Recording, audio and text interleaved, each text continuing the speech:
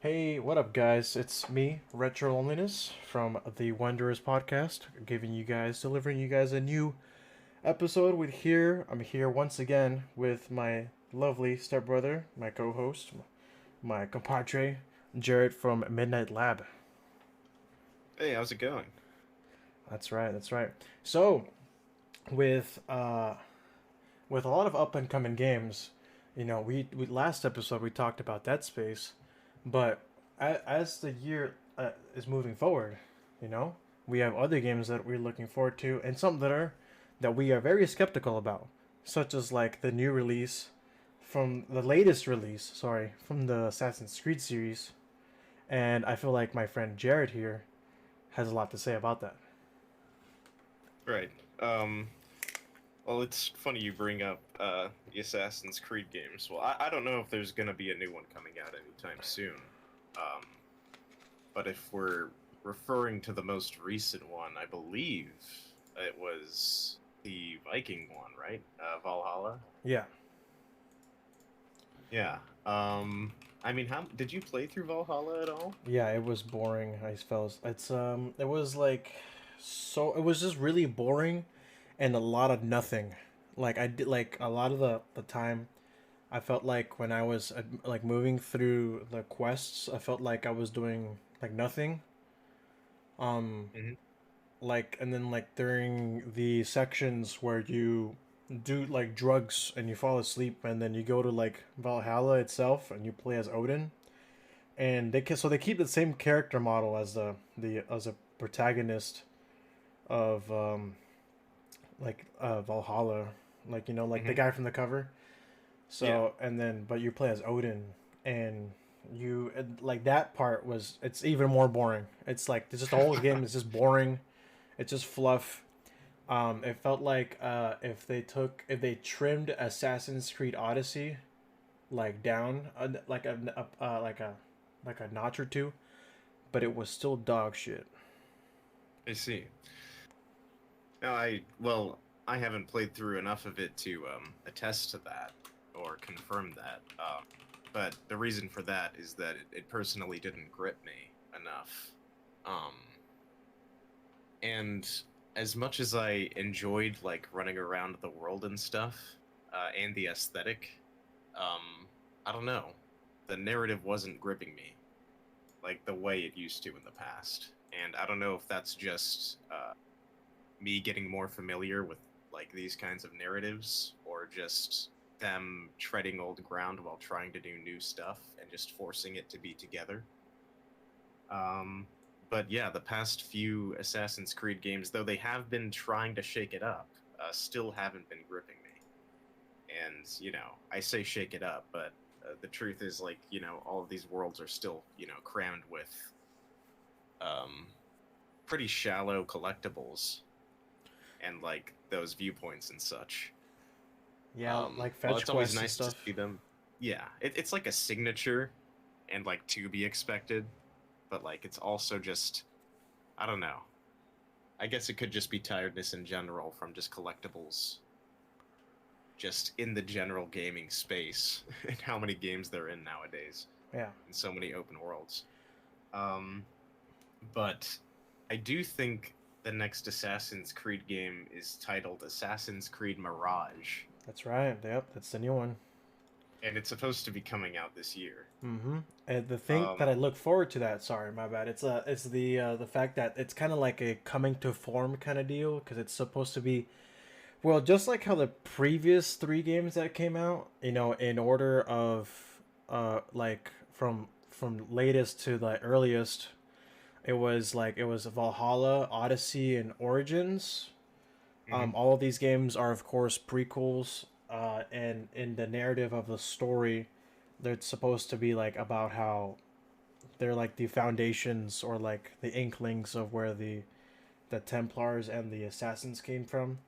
But Mhm. Assassin's Creed Mirage is a direct prequel to Assassin's Creed 1 that starred like Altair, which is cool. Yeah. And the most notable thing that's being said about this game is that it's actually ditching the open world and instead it's returning to a more of a sandbox style Really? adventure. which is something I'm personally happy about because although the last Assassin's Creed that released that it was sandbox was the one that was like in the Victorian era where you play as like the twins. Um, ooh, It's I forget what that one's called, but that's the one that's during the Industrial Revolution. yeah. It's very interesting how they chose to do it because you play as both like the Yeah, like two characters, yeah you like play as yeah siblings. it's Syndicate, Assassin's Creed Yes, yes. Syndicate. I personally found that game to be dog shit, but the one before that, Assassin's Creed, oh my god, it's escaping me. Unity was actually like the release was terrible, and the game had tons of bugs, and it was great. It was all the criticism was I um remember the bugs. yeah there it was very it, it was there were the how do I say it this the criticism would be it's fair. Like there were parts where like you see a cutscene and it would just be a pair of eyeballs Oh and a yeah, like the jaw. terrifying one where you can see like the veins of the teeth. Yeah, it's just like flesh gone. It's just yeah, it was terrible, but they fixed it, and the parkour system, the map, the side content, and the main story, as well as like the additional like the way you upgrade your outfit, the weapons, and the gadgets you had like all were progressively interwoven. Like I think it like correctly enough for the game to be fun, as well as integrating a multiplayer aspect of it where it was you and your homies like jumping a bunch of aristocrats in Paris, which was tight.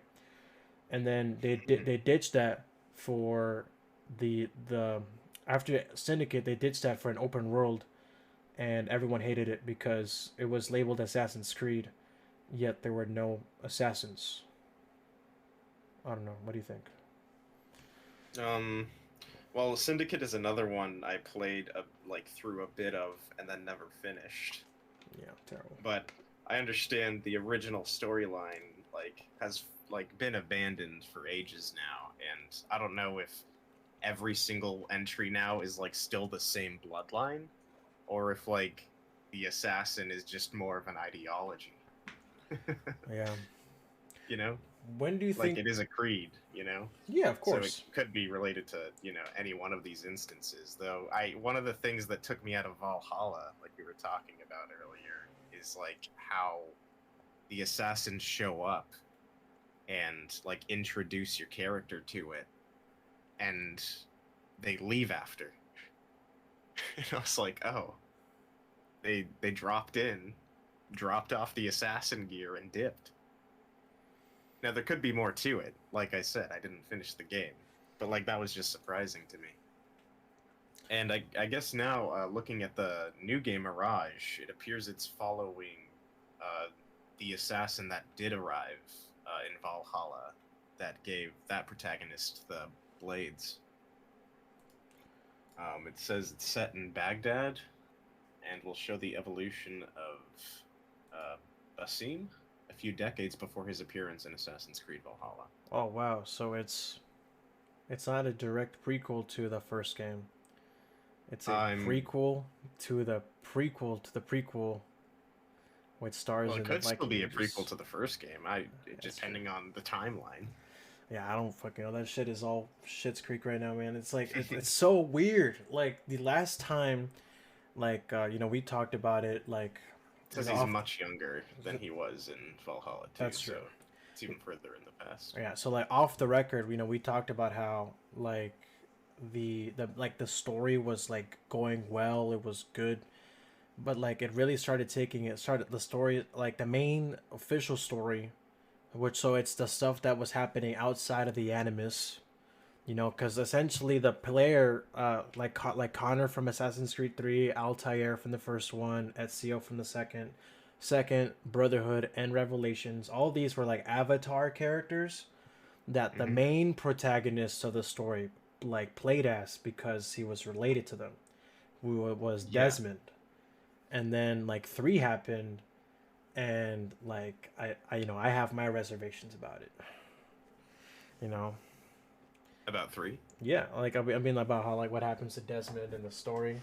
I don't know. Oh, how he kicks the bucket at the end. Yeah, it's very it sours the whole overall story because there isn't a main protagonist anymore. It's just a series of like randoms, of, like or nobodies. I mean, I don't fucking remember the names.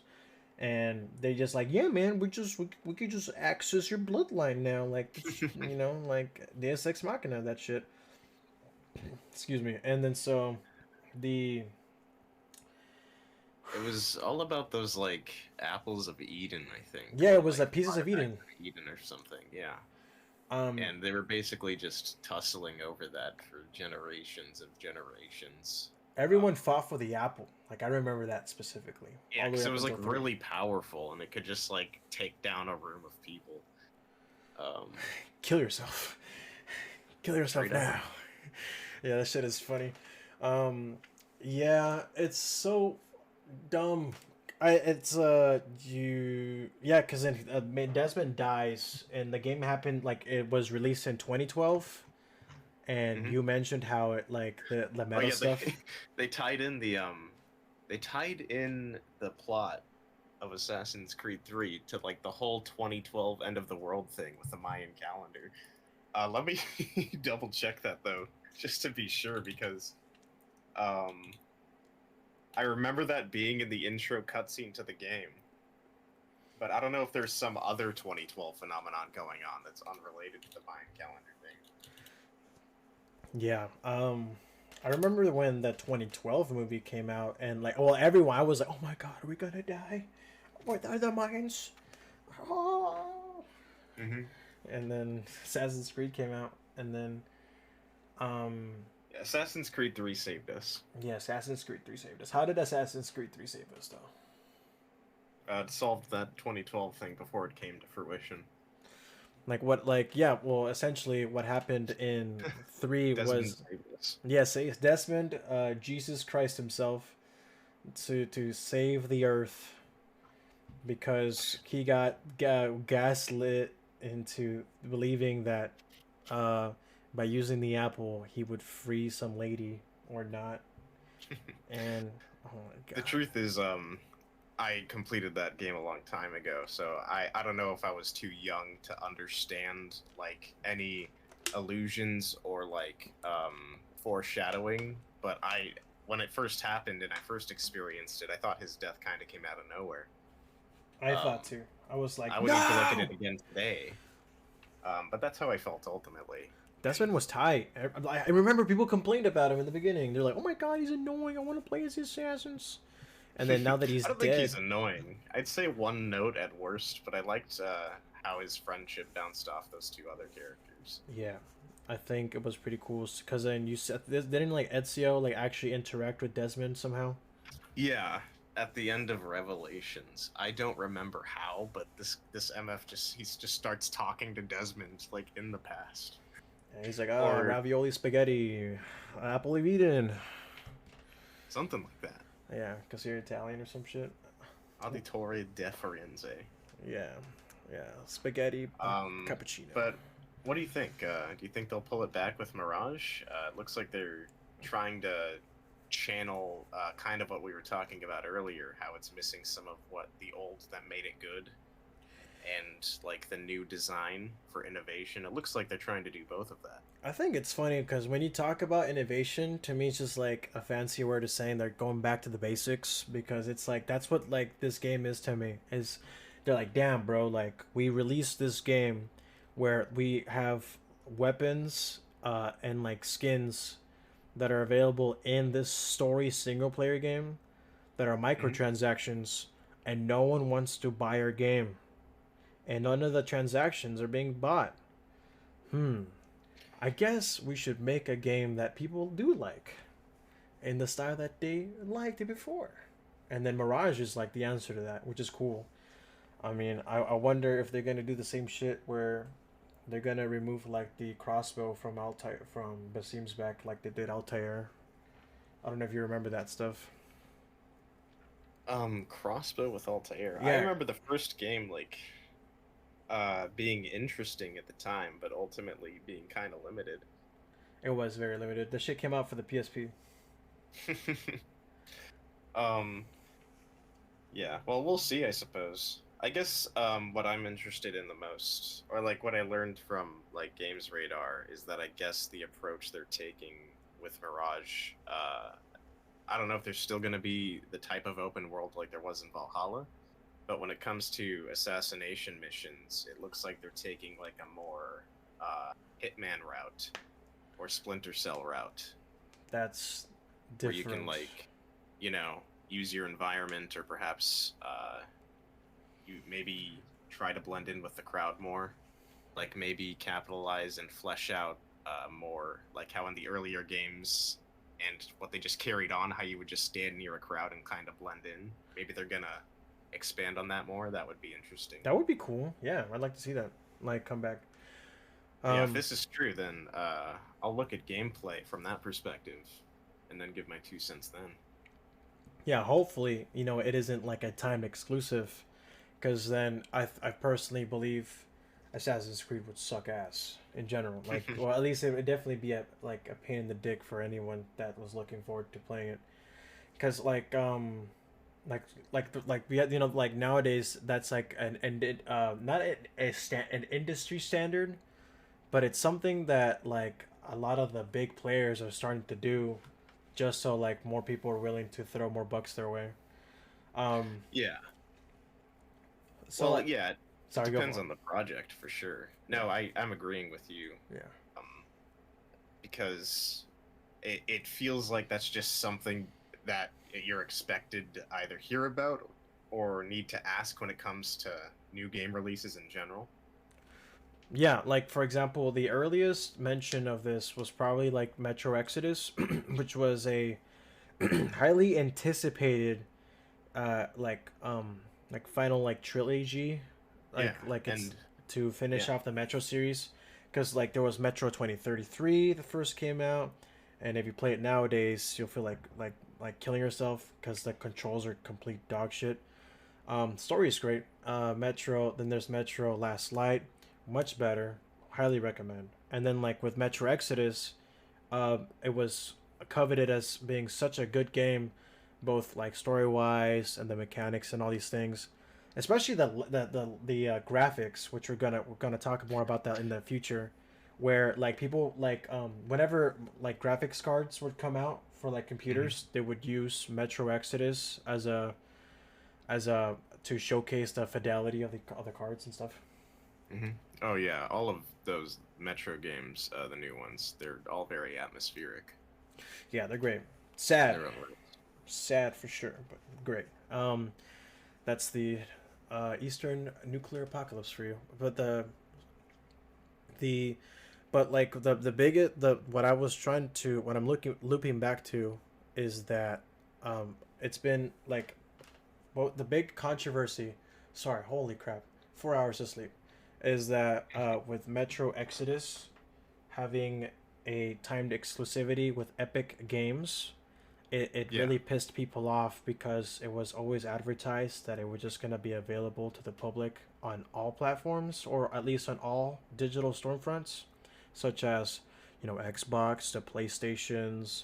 But on the PC side of things, you have, just like you have your console competition, like you have your Xboxes and your PlayStations, and then Nintendo fuck off somewhere else. You have Mhm. on PC you have Steam and Epic Games, and the route that Epic Games has been doing to garner more, I guess, more traffic towards their store is by buying out games so that way they initially or only release on what is it, on their On storefront. there, yeah, there's the Epic Games Store. Right. And then there's also but moving aside from that, there's also like Deathloop, which was another game people looked forward to playing, but it only came out to PC and PlayStation, and then I think Yeah. later Xbox. Death Stranding, same deal. But then I remember, but then there's also other games that I'm not too familiar with that Jared knows, such as like Chivalry 2 and Witchfire. Oh yeah. Chivalry 2 was I haven't played it in a few months, but on release it was an Epic Games exclusive, which just because it was like such a wacky, it's almost like a party game, but you can take it more seriously than that. But I always had such good times with the first one that I did get it on the Epic Games exclusivity one when it came out, just because I wanted to play it that much. And lo and behold, later when like that dropped and the Steam release came out, I couldn't like find a way. There was no way for me to play with my friends that owned it on Steam. Like we could join the same server at the same time, but like we couldn't like add each other as friends or invite each other to a party or anything like that. That could be different now, but basically when as soon as that happened, that wasn't a thing, and that really soured my mouth. Yeah, first impressions, right?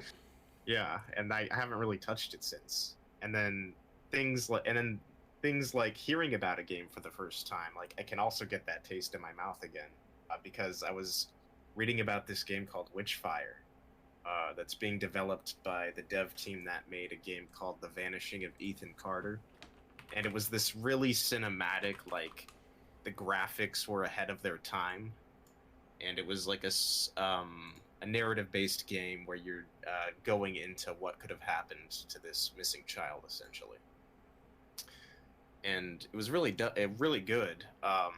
But this new game, Witchfire, it's an FPS, so it's an entirely different genre, and it's kind of like gothic-esque, horror-themed. I really liked the look of it, and then like right when it's like I'm getting fascinated by this like shift in development and type of game this is, that's when I find out it's a timed exclusive for Epic Games Store, and it's like, geez, okay, now I have to have two different like libraries if I want to experience this at the same time, or I can just wait, because that's the conundrum I'm put in as a consumer.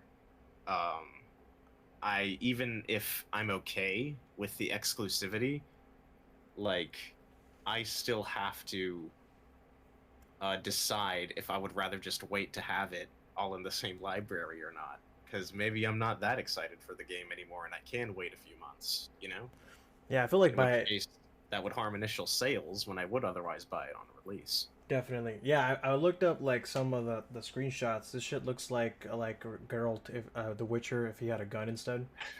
Yeah. It's pretty funny. Yeah, it looks good. And I mean, by the time like a couple months pass, like yeah, that excitement like kind of fades. Because I remember a while back, I wanted to play like Monster Hunter Rise. I think it was that's the Oh, yeah. I got that on release for the Switch, yes, which was exclusive for. yeah, that's pretty cool. And then there's the one that came out for consoles around that same time, like Monster Hunter like Freedom something. And then but I the remember. but the last like a AAA like PlayStation Xbox release like title, like I was really looking forward to it because I played Freedom Unite for the PSP, and then like looking forward to this one. It looked very cool, a lot of like return to form kind of deal. And then I ended up like not I couldn't really afford it then, but like when I could, I was like, fuck, I don't really give a shit about this game anymore. And I definitely understand that like 100%. Yeah. Exactly. Mm-hmm. And but that's the thing, though. There's good things and bad things about it. I guess the best part about timed exclusives is how if it's a small dev team, the timed exclusivity can guarantee they'll stay afloat, because what they'll usually do is offer them the money that they would be making if the game sells really well, and they're basically guaranteeing that with that buy. So that's why a lot of devs agree to it in the first place, because depending on your financial situation, it could potentially be a bad idea to not take it. Yeah, it's true. I feel like some of the developers who make these games like live in basements or some shit. It's kind of crazy. Or yeah, or even for bigger studios, the actual workers themselves tend to be overworked as well. Yeah, I remember. Yeah, like the one that is also coming out. That's coming only to Xbox and PC is one of the I think bigger games that fuck, one of the more prolific bigger games that are coming out, which is like Stalker 2. Hmm. Like, and I really want Stalker to come out for PlayStation and stuff, but apparently it's a It's Xbox and PC. it's an Xbox and PC timed exclusive, but they're not saying it is, but like according to leaks, it's like it's gonna be released to PlayStation in 3 months, like after its release. So like Stalker 2 to me it's just the Stalker as a series is amazing because Mhm. I've always felt it being like the antithesis to Fallout 4 in terms of its like themes, Yeah, because Fallout 4 would be it's like essentially this game where it's all about like I'm the type of guy and I want to settle down. You know, it's like all about pretty goofy, like on purpose. yeah, and it's like you have a pep in your step, and then like you next you know you're thrown into Ukraine, or like the Eastern Europe, and then all you like you have like depression because you woke up, Hmm. and it sucks. Like everything sucks about living in Stalker. Yeah, and I think Stalker captures like Misery. the atmosphere of Metro, while like having its own tense gameplay that Yeah, like works really well with its setting. I think I talked a little bit about this on the last episode, how like the mechanics add to the horror. dude, especially the gas Stalker has a lot masks. of that with like inventory management, yeah, gas masks, and like the whole world just being a threat at any given moment. So yeah, I'm really excited to see what two has to offer, but depending on my preferences, I might have to wait 3 months. Yeah. Yeah, I mean, I don't know, because I have a 2070 Super on my PC, and I feel like if I were to run this game at any like quality setting, it'll turn it into an IED instead. Mhm. I don't want my computer to explode. And then, yeah, I mean, you're definitely correct about how like Stalker like has the same vibes as Metro. That's because the original dev team that worked on Metro was actually splinters, a literal splinter cell of devs that hated the company that created the original Stalker, and then they I went see. and they fucked off, and then they created like Metro with the same concepts. That's Um, interesting. Well, there you go. yeah, it's pretty cool. But I'm glad that worked out for both of them. yeah, it's pretty cool. I can't wait for the game to come out. I want more Yeah. of it too. Well, yeah, I played like Stalker Call of Pripyat um like years ago, like when I was in high school still, and I couldn't get into it because like it just wasn't gripping enough to me. And then I was still it was towards the end of high school now. That's when I was starting to get into Metro, Last Light and stuff. Metro. And Hmm. then as after beating Last Light, I really liked like the atmosphere of the game enough that I it reminded me of Call of Pripyat on Steam. So I launched it again and I enjoyed my time. It's like, oh yeah, I And feel miserable. That's just what's up. yeah, I don't know if it's like I don't know. It could be that my preferences just changed over time. But I think that's something in itself that's interesting to talk about. I feel like I've shifted through different genres of game, like as I've gotten older. You know? Yeah, definitely. I used to be a huge platformer guy. I mean, also like the industry then like the kind of games that mostly came out were also platformers. Yeah. So on the Well. PlayStation side of things, you had like Jack and or not in PlayStation side of things, but in Hmm. general, you had like Jack and Daxter, Sly Cooper. I mean, Yeah. Mario is still around, and yet Ratchet and Clank. Oh, I was big on collectathons. And it like wasn't just being a kid. I feel like because it like some of them transcended even that. But yeah, I played a lot of like Spyro, Crash, Sly, those figureheads, the Sony figureheads, and the Dragon figurehead. Hell yeah. But I feel like it kind of smoothly transitioned from like collectathons to like FPSs to RPGs, and then to stuff like all of the above now, but with like interwoven experiences Yes, like the pipeline. Stalker. You know, Yeah, definitely. you feel that way too. I mean, I would It's kind definitely. of evolved and now leveled out. Well, I mean, I like all genres now, but let's see. When I first like the first game I've ever played when I came to the U.S. Well, beforehand, I was like, dude, You ever play Tetris, dog? Like fuck. Like yeah, Tetris was amazing. You know, it doesn't. I hope it never changes. It doesn't have to. Set in stone perfectly. Tetris? Yeah, Tetris is great. It should stay the way it is. Uh, have Um, you heard the game the Tetris Effect? yeah. Well, yeah. That it's still the same mechanics. I mean, it's just Well, yeah, like I would argue like it is the same but enhanced. yeah, it's enhanced. But I don't. I mean, I don't want it to be like oh L block, but then you do like quarter circle square, and then that's you do a heavy punch or Oh, some shit. they add a circle in there. Yeah. See that'd be shit. Fuck that. And then, um, moving forward, I remember playing. You know, like from that I talked about. You know, I sucked the hell out of the dick out of this game. Sonic Unleashed was amazing. Oh Um, yeah. I loved that game to death. I played like Ratchet and Clank, Full Frontal Assault. I remember playing that. Deadlocked.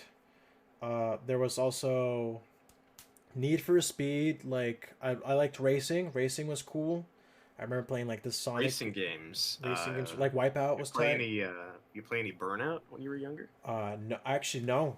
But actually no. I got played I think Paradise. Yes, that's exactly the one I was gonna refer to. Yeah, Paradise was tight. But I remember Need for Speed Pro Street, which to me has like the best soundtrack of the Need for Speed games.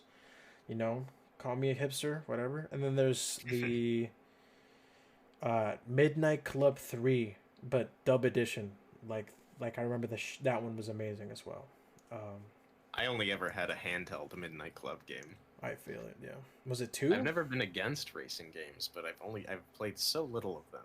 I should give them more consideration. Yeah, they're cool. I mean, nowadays you have it went from well, the technology didn't exist really back then when it came to like simulators.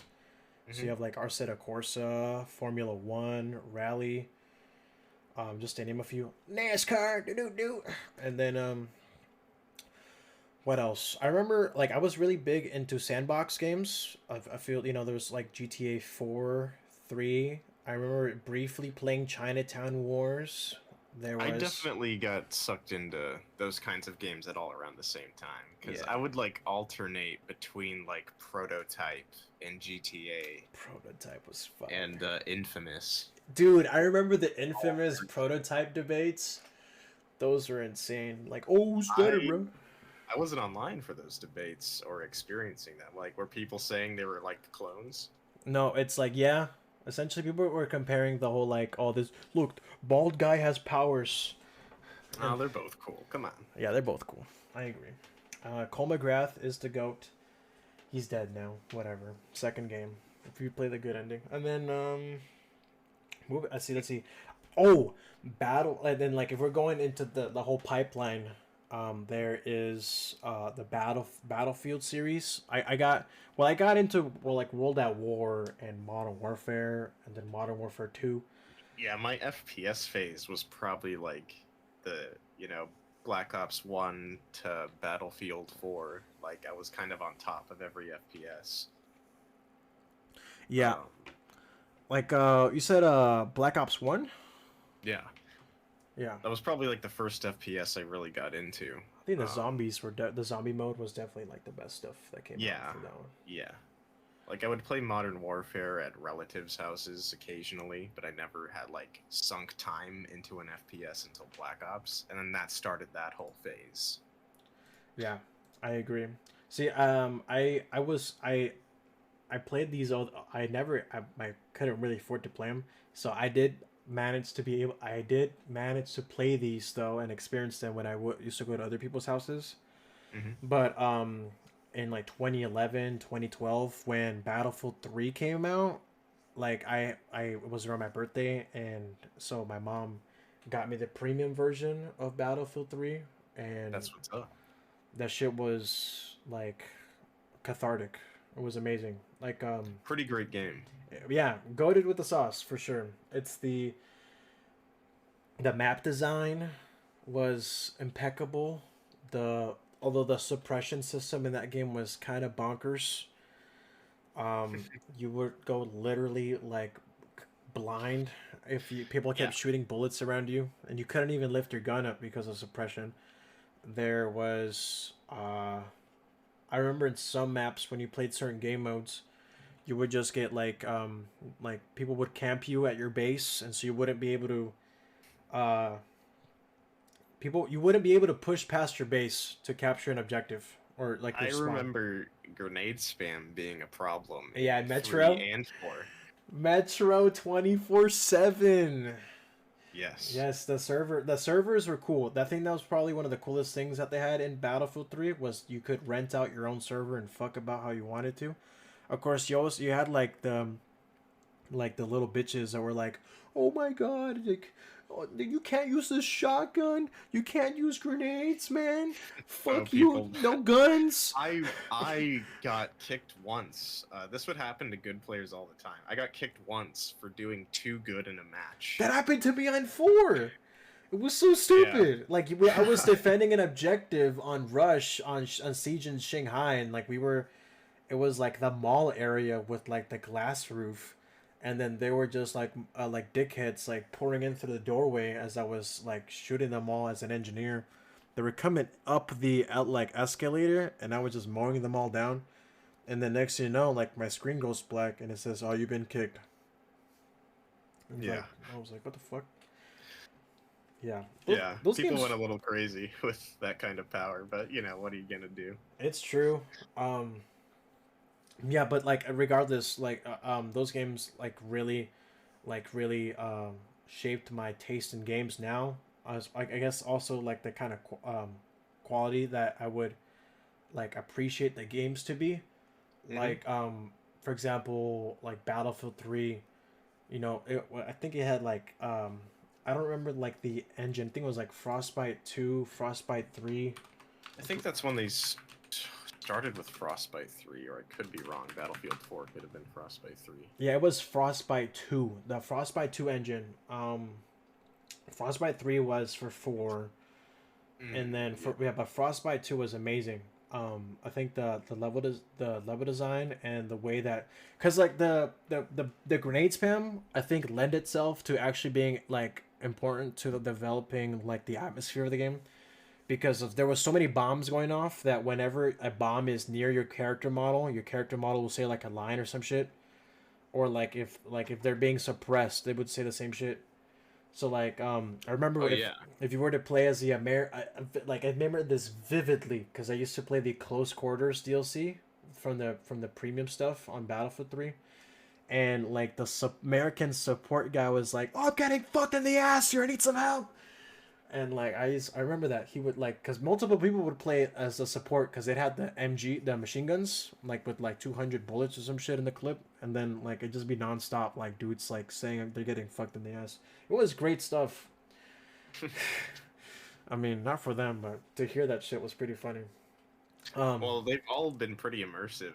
Well, most Battlefields are pretty immersive, or are trying to be, but I think 3 definitely is in the contender for one of the top ones that succeed in doing that. yeah, and then like there's like as well.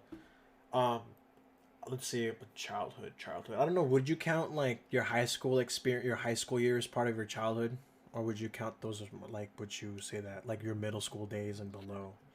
I would count like high school. I mean, I wasn't doing and I wasn't making rational decisions in high school.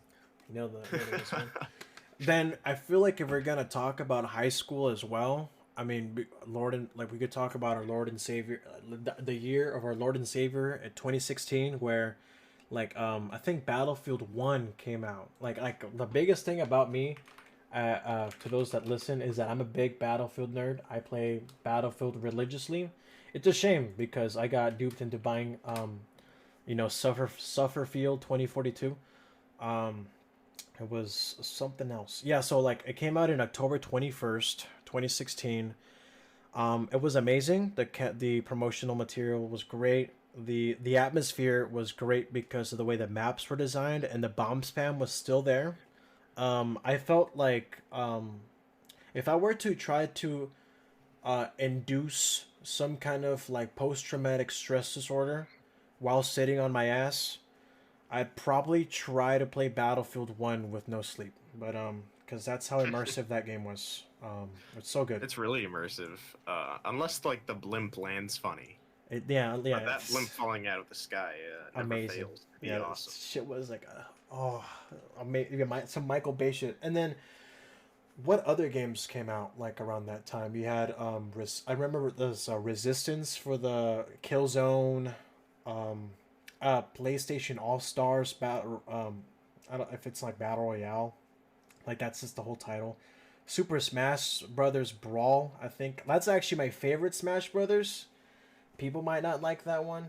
Um, I remember around that same time Resident Evil. I think not that same time, but like Resident Evil 4 for the when it came out for the GameCube. Um, Hmm. what else? Star Wars Battlefront. Like the one that like the original ones, not the new ones, but the original ones that came out for the PlayStation 2. The Those were, original PlayStation 2, absolutely classics. those shits were Absolutely slap. amazing. Ugh. I was still in high school at the time. The original Last of Us is probably what got me out of the FPS phase and showed me that like games could succeed as just narratives. That was me with Uncharted. Like Uncharted is amazing. I love I don't blame Uncharted. you for that one. Oh man, I would get on my knees for another Uncharted. I'm just kidding. The Uncharted 4 was pretty fantastic. Uncharted And 4 like was a great game. you could tell they kind of learned a little like from making The Last of Us. Like and when you compare the writing in Uncharted 4 to like 3. Yeah, and then I remember they recently just well like not recently like last week, but within the last year, I think they released a remastered version for the PC, and that game looks Oh beautiful. yeah, it is out on PC. It's on PC now. Yep, it's amazing. It's not a timed exclusive though, because it like originally never was intended to come out for. It was a PS4 release at first, but then they remastered it for the PS5, and then with the remastering for the PS5, it came out for PC as well. It looks But like it's also bundled with that Lost Legacy yeah, Lost Legos DLC. definitely. Um, the Legos.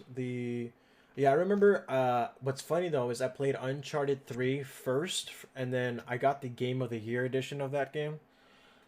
Which came with the multiplayer. The multiplayer for Assassin's Creed for Uncharted 3 was amazing. I loved it, and then I went back and got the greatest hits versions of the first and second one. The first one was annoying because it was the first one, so it came out with the fat PS3 with the Sam Raimi Spider-Man font PlayStation 3 characters Hmm. were on that, and then Yeah. Uncharted 2 fucking hell, I forgot the name of it because I know there's like Drake's Deception was number Something 3. Honor Oh, Uncharted 2 Honor Among Thieves or Honor something. Among Thieves. Because I remember it had the same title as one of the Sly Cooper games, and I always like remembered it because of that. Yeah, Or something Uncharted 2 Among, I don't know. yeah, it's Among Thieves. Yeah, Among Yeah. Thieves was tight. Good stuff. Pretty great game. That whole trilogy was so solid. That train sequence was nuts. That opening was nuts. Yeah, it was where you're just falling and you're like, damn, dude, I'm really here. I'm really out here right now, suffering. Yeah. Yeah, no, like, yeah. I think. But Sorry, go on. yeah. I was just gonna mention how, like, they did it. It was a really good idea for them to open it like that. But like they did that again in 3. It wasn't quite as good, in my opinion. They did that Because in they 3. just well they it's a misdirect is what I mean. Because you start in what looks like the middle of like a heist gone wrong or a meetup gone wrong, but it turns out they've been planning on that the whole time. But it starts with like Nathan and Sully getting shot, and then it does a flashback to his childhood, and it's like I remember that. I know they're not dead. Whereas the train scene in 2, Nathan is almost dead, and it's really tense, and you don't know how he got there, and you're confused, and it really adds to the narrative and grips you. Yeah. That's all I was gonna say about that. No, it's fine. Yeah, around the time that me and you both graduated, like 2017, 2018, Mhm. like I think that's when games started going like south, like super hard. I think that's when the mainstream kind of were recognizing games more, and therefore monetization became more frequent. A board night. And Yeah. I feel like that there's no coincidence there. Yeah, maybe Fortnite had something to do with it. The Um, poster child of battle but royales. we've been dissing on stuff a bit, so I want to talk about something I'm excited about. Okay. New Amnesia game called Amnesia the Bunker. How familiar are you with the Amnesia franchise in general? I Have you remember ever, have you not played them ever? Have you not heard of them? when it comes to Amnesia as a game series, I remember The Dark Descent, but I Hmm. never really played it like at all. Like the, Yeah. I remember I saw PewDiePie play it back in his heyday on Oh yeah, YouTube. that's what launched his career. Yeah, it literally barrels, and then I think it was really cool because you have to the whole unique system behind it was that you had to manage your inventory with like oil and Yes. like the stuff to light the, like I don't know if it's flint or like the candle like Tinder boxes the and tinder. oil. So tinder boxes you could light candles, and oil you could light your lantern for portable light, Yeah, which was very limited and ran out quickly. yeah, and then And the longer you're in darkness, the faster your sanity drains. yeah, you turn schizophrenic. Yeah, it's unfortunate. Yeah. And very ahead of its time, I feel like, when it comes to atmospheric horror. But I bring it up in reference to the new one because The Dark Descent was one of like the first major hide and seek type horror games, Uh huh. in like a world full of survival horror games. And what's interesting about well, every Amnesia game has been kind of like that, hide and seek esque, with no real way to combat the enemies you encounter, um, and just needing to evade them and such. But this game, the bunker, um, has weapons. And I'm just going to read off the page here because it looks like they're trying to shake it up a bit. Um, this is from the Steam page, and they open it up by saying, "Immerse yourself in the multiple ways of tackling survival. In the shoes of the French soldier Henry Clement, you are armed with a revolver gun, a noisy dynamo flashlight, and other scarce supplies to scavenge and craft along the way. With randomization and unpredictable behavior, no playthrough is the same." And then here's the catcher. "Hunted by an ever-present threat, reacting to your every move and sound, you must adapt to your playstyle to face hell. Every decision will change the outcome of how the game responds. Actions bear consequences." How do you think that sounds in comparison to thus far? It's been pretty much a puzzle, atmospheric, narrative-based hide and seek type of game. I think this looks cool as fuck. I'm looking at the gameplay for it, like the first video that shows up. It compares it. The first comparison, of course, is like you have a gat. Um, in the first game, you were a little bitch because you just kept running from everything. Well, Um, you had amnesia as well, that's and right. I hope that rings true here. It's called amnesia still. Yeah, you forget. That's right. You forgot how to defend yourself. Uh, But yeah, those monsters, yeah, you couldn't fight them. the let me see. The I guess the other thing that would compare it, like when it comes to direct comparisons, it would be like the themes, because this one takes place in a desolate World War I bunker. This looks like It does. fuck, So I it's a guess French bunker, right? I think there's a um, I forgot looks like it. yeah, the what are some things you look forward to when it comes to this game? I'm definitely looking forward to the ever-present threat they're referring to. If it's true, there's an enemy that's consistently following you. That will definitely separate it from the other Amnesia titles, and have it also just be enhancing what they're already doing good on. So if they pull it off, then this could be insane. But those types always work out. The bakers from like Resident Evil 7 were really ever present and annoying and scary. And that's likewise for Resident Evil 2. What's his name? Mr. What's the letter? Mr. X. Mr. X, yes. Like, you know what I'm saying? Isn't that like extremely tense? How you always hear his footsteps around the corner? Yeah, so I looked it up. Um, I think this is modeled after the Battle of Fort de Vaux, Really? where it was yeah, it happened and it was fought from the 21st of February to the 18th of December in 1916, and it was on the Western Front. It was the longest, according to Wikipedia, it was the battle was the longest of the First World War, and it took place on the hills north of the Verdun, serve some French shit, and then the reason why it was so like that was crazy, like that specific one, is it where first of all it had 800,000 casualties. Wow. Most 70% were caused by artillery. But they all fought like inside this bunker, like the bunker, because it's a bunker in the amnesia, as its title says. Hmm. It seemed, and you're playing as a French guy, like that's immediately like it went like, oh, that's right, the Battle of Fort de Vaux, oh, Battlefield One, Fort de Vaux. Um, so it's gonna, I definitely, I'm gonna keep the pulse on this game. I'm gonna keep my hand on it. I'm gonna look Heck for it. yeah. I'm gonna And yeah, that's look what's for it. up. Yeah, I'm excited. They for me personally, a game they've released hasn't flopped. But there's a lot of controversial opinions people have about A Machine for Pigs and Soma Yeah. and Rebirth. Rebirth got pretty good reviews overall. Definitely not as much controversy as the other two.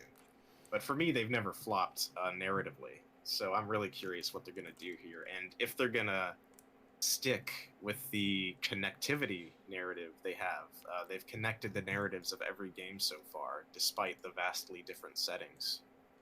So I wouldn't be surprised if they kept trying to do that, but I would definitely like whatever this threat is to have a unique visual appearance So to the what other what monsters, was it because the about? monsters in the last game weren't the best part at all. Okay. And what was it about Rebirth that made that people like were kind of iffy about, or Machine for Pigs? Um, well, Rebirth, from what I remember, got pretty positive reception. Not overwhelmingly positive, but A Machine for Pigs, first of all, was developed by a different studio. Um, Yeah, the Chinese room. yeah, and the monsters were somewhat laughable, depending on the circumstances. The build-up could be good, the atmosphere could be good, the narrative was really dark, thematically, but yeah, at moments the game doesn't even look good. There's immersion breaking moments in the darkness where they kind of try and replicate the sanity like screen crackling the first game have had, but it's not as good. And the darkness is a little more blue than it is dark for some reason. And like the fogginess, like for the streets, like is a little. The streets felt a little too claustrophobic, I should say, because there was like outdoor segments that were really just hallways. Ah, Um, but yeah, and then Soma, one of the darkest and psychologically crazy stories I've ever witnessed. But the monsters in that game flopped too, for a lot of people. yeah. I tried getting into it, like, and then like I was like, oh, it's scary, and then like I had this like Bioshock like Big Daddy thing, like tried pursuing me, in Hmm. one of the levels, and I was just like, fuck, I don't care That, about this. that game wasn't even entirely clear on like when you were being pursued. Yeah, no, it's yeah, I didn't like it, but Yeah. I think the Uh, coolest thing about Bunker though is you have a gun, cause like my entire the like I don't know, like during Amnesia, during it that's the heyday of that game. Like I remember like horror games were like, all right, look, we're gonna make you defenseless. Innovation, and I well, hated that that's shit. yeah. Well, the Amnesia kind of started that. I feel like because it was like a bunch of like survival horror games and then stuff like Amnesia. I think like that kind of genre of you're defenseless like kind of peaked with Outlast, and Definitely, that's when it started becoming annoying. I feel like. yeah. Oh my god, yeah. Cause Outlast 2 was garbage. Hey, The I like Outlast too. LS2 was I okay. think it's a bit messy. Like the parts that I hated was like when you're being chased by like the dudes, like the villagers that looked like living tumors because they were, you know, so grotesque looking. They Yeah. um they had this like these segments where you just like nonstop like run away from them, and then like there'd be parts where you'd be stuck in the geography and the geometry of the game. So like the like Mhm. sometimes you get stuck on like a rock or like a corner of a desk, and then like you'd insta fail that level, and you have to do it all over again and all over again and all over again. And for me, it just got like the chase sequences got old because unlike like this, I agree with that. yeah, because compares and if you compare like if you look into like let's just use horror movies for those who don't play games as an example, or like it's better to narrate the example this way. Like there's certain like the main protagonist gets chased, they evade the serial killer or whoever, and then there's moments, and then like you gain the sense of familiarity back, like the sense of like, oh cool, comfort. But and it could like maybe it's like in the back of your mind at least, and then like that's when they spring him onto you again. You're like, oh shit, here we go again, I'm so scared. But in like in the Outlast 2, like there was no real break. It was just like, ah, I'm being chased, I have to piss, oh I'm being chased again, ah fucking hell. Yeah, they would intersperse like school sequences because like the narrative was like basically about like brainwashing and forcing people to relive traumatic memories with like those like pulses they were sending out. But in a lot of those school sequences, there would also be chase sequences. So like you're saying, yeah, there would be like a chase sequence into another chase sequence. Yeah, no, the first one was Um, great though. yeah, yeah, but I guess yeah, just to cap off the bunker thing, excited for it. I'll just list off these last features to cap it off, because in addition to that dynamic monster that apparently reacts to you, it says constant tension. Time is not on your side. It doesn't explain what that is, but it would be interesting to me if a game, maybe this one, maybe a game one day, forced you to move in the narrative before time runs out and you have to restart completely, Damn, or from a certain permadeath. point or whatever. Yeah, It's in that like a roguelike at that point. like built in, but like a fleshed out experience, not one you're meant to repeat. Ah, true. And then yeah, and then moving away from video games, you know, like uh, streaming services have been buzzing all over the internet, positively this time around. You know, despite the price increases, we have this one show that is inspired off a game. Immediately, that will turn off people, right? But unlike the sad, unfortunate ending of the Witcher series, we have The Last of Us on HBO, which is actually really faithful to the games, which that stars Pedro Pascal and like this other chick. I think Jared knows more about Uh, this. Bella Ramsey can confirm. Yeah. It's fantastic. The second episode dropped last night, and I was really tired, but I was like, I gotta see it before I fall asleep. And they knocked it out of the park on episode 2 as well, which Yeah. is like insane. Like I was like, okay, that was a really great pilot. Uh huh. Now let's see if it's like that was like a solid pilot they had, and like the rest was an afterthought. No, that's consistent. And one, they're adding their own stuff in there. They're adapting it and tweaking a few things while continuing to not only just stay faithful to the game, but to include shot by shot recreations of game moments and dialogue, still interwoven with their storyline that's now slightly different. Yeah. I Which is like, they're doing it so far. That's cool. Yeah, I'm happy to hear that. With in a world where you see like a lot of video game adaptations, book adaptations, like people, and then taking these adaptations and be like, you know what if we just use the title instead, and then like let's make we just riff it. Like the Last of Us actually Mm-hmm. takes the content that is like the source material and literally uses it, and Yeah. for the turn of the better. Like, to be honest, it's actually very welcome. It's very welcomed nowadays for Yeah, that. I'm really excited for the future episodes. They're doing a really great job. Yeah. Um, like, and it's really interesting. I don't know if for anyone who's seen it so far, there's a big difference in the infected, how they function, and I thought it was really interesting they decided to make that choice. So far, the infected are portrayed a little more sympathetically than they are in the game, without anything else from the narrative being taken away. And I think they should continue to roll with that route. And they're sympathetic in the sense that they're the first time they're introduced visually on screen as a horde, it's like as a hive mind, sort of all lounging together.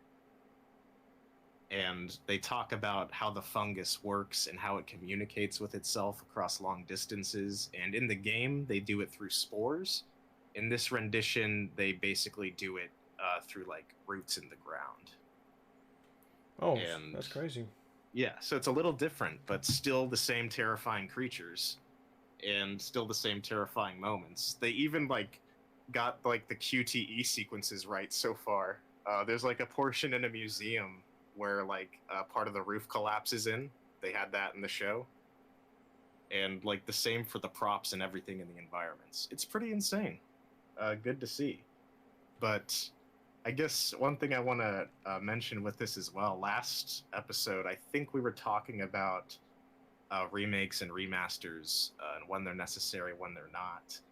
And I talked about The Last of Us Part 1, which is a remake of The Last of Us after remastered. And I was saying, like, oh, yeah, it's definitely great for people who have never played the original, but maybe not entirely necessary. I don't see why. It should be noted that The Last of Us Part 1 released, I think, just a month and a half ago now. And with the two new of these, with this HBO show dropping, I'm getting this from Game Rant, and it looks like this stat is just from the UK. But The Last of Us Part 1 sales have seen a 238% increase in sales, God. along with a 322% increase in Last of Us Remastered sales in the UK. And I'm like, they probably, maybe they did try to line this release with the HBO show. I got But it. Yeah, probably. Yeah. either way, I've seen more egregious practices, and I'm really glad both the remake and the show are top-notch quality. Hmm. Um, Let's see. I wonder how but they're gonna introduce the new character. Well, the characters that already exist. Like the part. I mean, the first game has been out since ever now, since like 2013, I think. yeah, it's about to be a decade if we come up on that month. Yeah. Yeah, and then so I'm just gonna spoil the game, not the show, because I mean it hasn't they haven't even come across this yet. But I want to Hmm. see how they deal with like what the fuck is that, Joel meeting that like that one dickhead who's a prepper. Bill. Yeah, I Uh, want to see how that like happens. oh, he's played by Nick Offerman. That's the What's his name from Parks and Rec? oh, the mustache guy. Yeah, I forget it. Ron Swanson. Ron Swanson, yeah, Yeah, and anti-government man. yeah, I'm excited for Bill. Bill's a fun character. Yeah, Bill's cool. But it's kind of cool though, because then during that part of the game, you don't really talk much. It's just Joel having to like fuck around and not get his leg like blown off by a trap. And then like you meet Bill like after like you complete Yeah, that section of the game. It's pretty cool. So I'd like to yeah, see no, that. that should be soon. Because yeah, they already went through one character in these first two episodes, and there's supposed to be 9 episodes for the first season. So I wonder how. No one really knows yet if they're going to follow this to its logical conclusion in like one season, how many seasons they're supposed to be, if it's gonna end the same way the game ends. Okay. But to add to the fuel to the fire, there was screenshots showing a set of the location of Jackson, which in the first game, you're only in Jackson just to help the main character's brother start up the electricity for the place. But you don't actually visit Jackson until The Last of Us Part 2. So some people are theorizing that they're going to try and combine Part 2 characters into Part 1, maybe. Maybe they Oh visit man, Jackson a lot sooner. Maybe it's just the same, except it's just snowing this time they're in Jackson. I feel like it's gonna be kind of interesting I mean, interesting in the way where controversial because The Last of Us 2 had like very like hard mixed reactions. Made bold moves. Yeah, they pulled a well, they didn't really pull a Metal Gear 2, but they it was like a lazy Metal Gear 2 because in Metal Gear 2 they you're supposed to be playing as like Big Boss or like Solid Snake. I forgot who. Hmm. Same guy literally because they're clones. And then in The Last of Us 2 you're it's like, oh, I'm playing, back to the good old adventures of clickers with like Joel and um Yeah, Ellie, and Ellie. and then it's like this like buff woman comes out and like decides to play top golf with Joel's head, and then a lot of people felt really torn that day. I thought it was great personally, but only like mostly because they dared to go there. Yeah. But I there's a couple like there's a lot of flesh in the second game that doesn't get fleshed out too much. I'm in yeah. the camp of people that feel like the new character that gets introduced, who's the antagonist you play as, I feel like she should have sort of had like an undercover portion in the first game, kind of meet the characters first, get to know them, and then kind of pull the rug out from under them, betray them. Right. See, And it's kind of like an abrupt thing that they just kind of by luck run into him. yeah. Yeah, that's actually right. Yeah, you're right.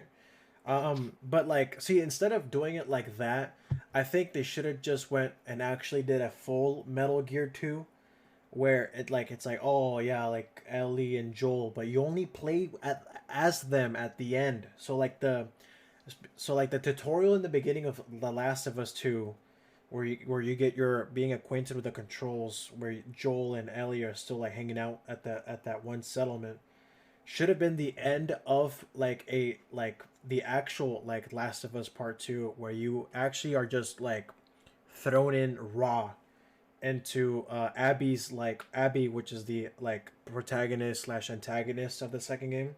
I think it would have been cool to open with Abby, Yeah, like and like that, like you're saying, yeah. and like it should have been like an Abby like centric game, like where you only play as Abby, because a lot of people hated like that character because like she was just like thrust into the narrative so Yeah. quickly.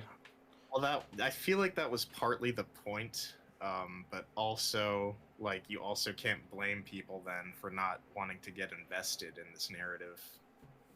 Like it'll work on me, because I really like the idea of main characters dying all the time, but some people do not like that, and like will stop watching something if their favorite character dies, and there's nothing wrong with that.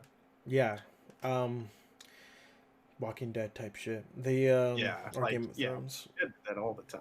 Oh my But god. Last of Us is wild for doing that because it's straight up the protagonist you played as. Yeah. And I definitely think they wanted to capitalize on the player feeling pissed off.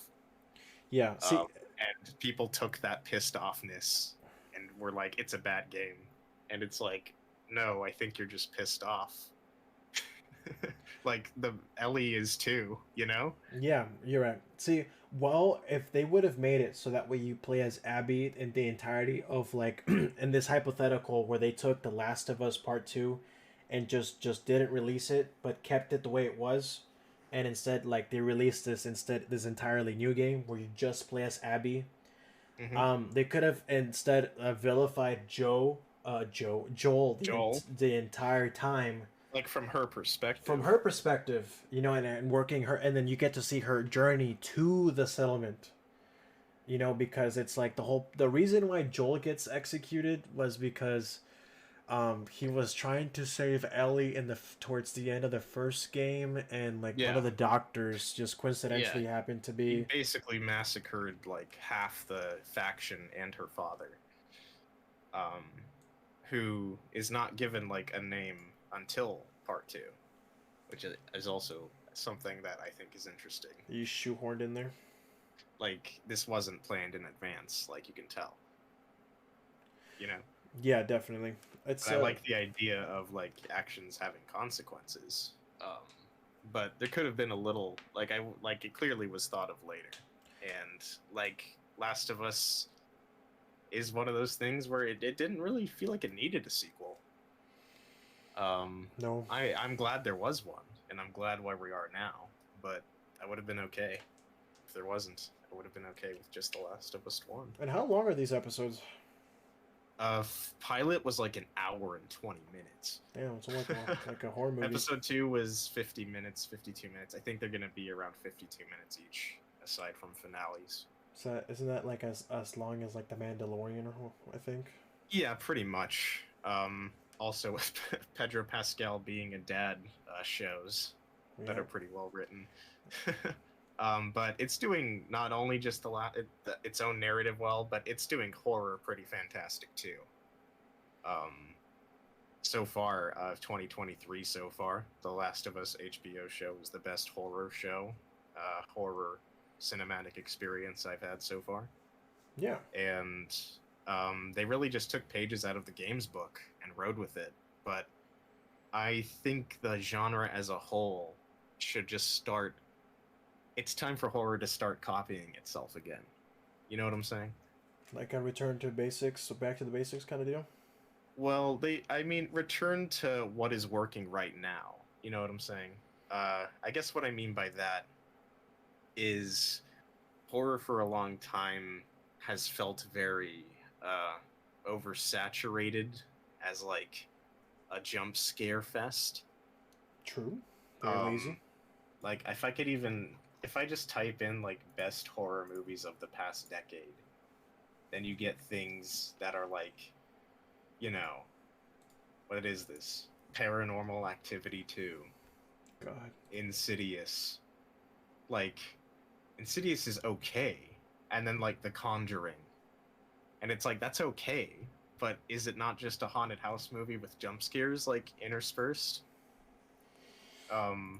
And I guess as a whole, it's a genre that exists because of innovation and only grows with innovation, I feel.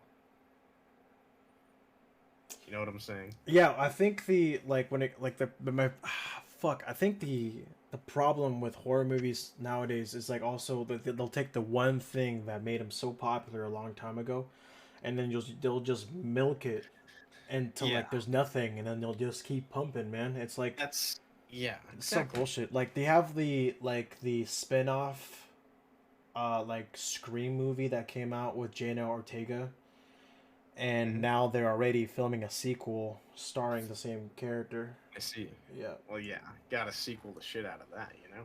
always.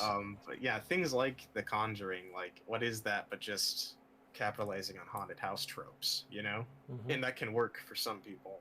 And I'm not, I don't want to trash the film as a whole, but when it's a collection of tropes with jump scares, I feel like that doesn't do anything for me.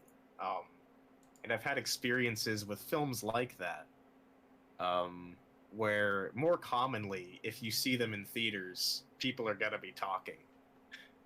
Horror movies more than anything else, because in a theater, when there's a jump scare, it's pretty loud, and people do get startled. So I feel like to compensate for not wanting to seem scared or surprised, people tend to talk. But I've had a lot of experiences with mid horror movies with people talking over them in theaters. But I don't think all hope is lost. Uh, there's good stuff like don't know the director's name, but like Hereditary and Midsommar, I thought were really interesting. Who Jordan Peele stuff Jordan? is really psychologically enthralling. I wouldn't count his stuff as like horror though. like here's the I thing. A lot of the horror stuff that like we find to be really good nowadays to me just feels like thrillers. Like us psychological thrillers. like us to me was a thriller. Like Get Out was like that was probably the closest thing to a horror movie. Hmm. And then like the new one that came out, I forgot the name of it. But that was directed by Jordan Peele, the one where they're like Hmm. in a ranch. That's Nope, Yeah, Nope. which I haven't seen. That one also felt like a thriller. To me, like the most recent horror movie that I rewatched was like by Robert Eggers, The Witch, which Yeah. stars Anya Taylor Joy. It was really good. I really enjoyed it.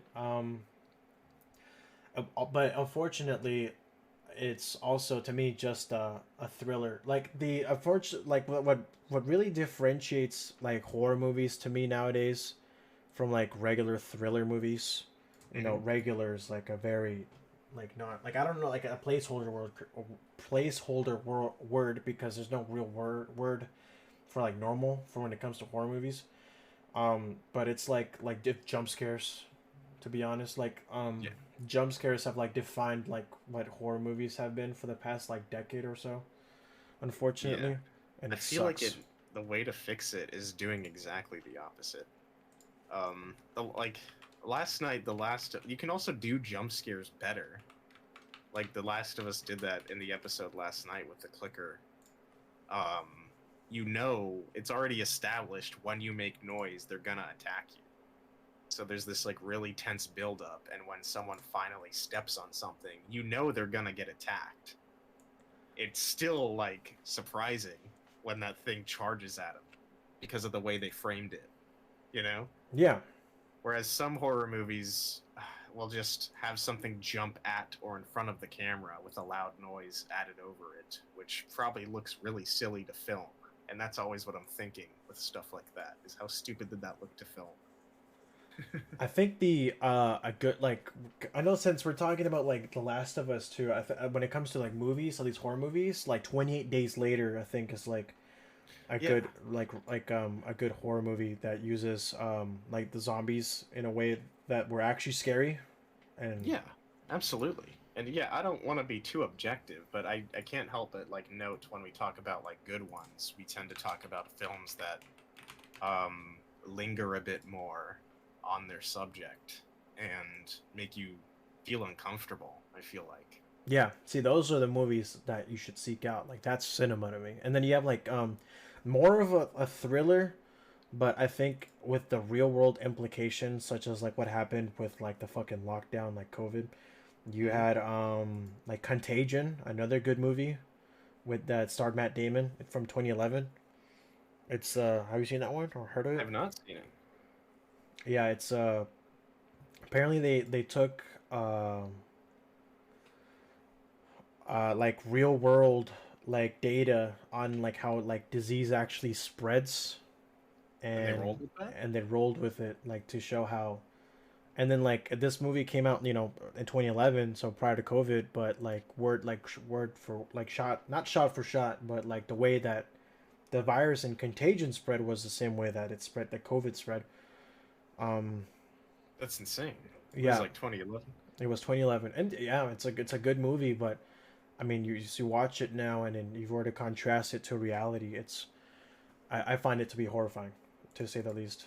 Um, Yeah, well, just seeing how we respond to, or not we, just how a lot of people can respond to pandemics in general is kind of horrifying now. yeah, I think if Just, people were to take horror movies and like as much as it's cool to explore the paranormal, I think we gotta pause like for a solid like 10 years on paranormal. on paranormal shit, man. Like it's like I think stuff that's more rooted in reality would be better.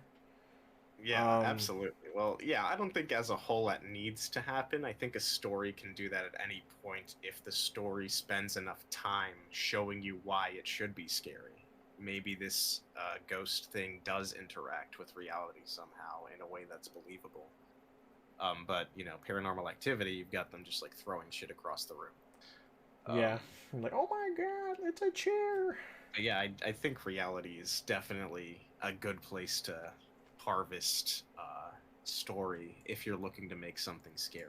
And I don't mean to keep bringing up The Last of Us, but what elevates it above other zombie narratives is, the fact that it's a fungal infection that already exists in our world.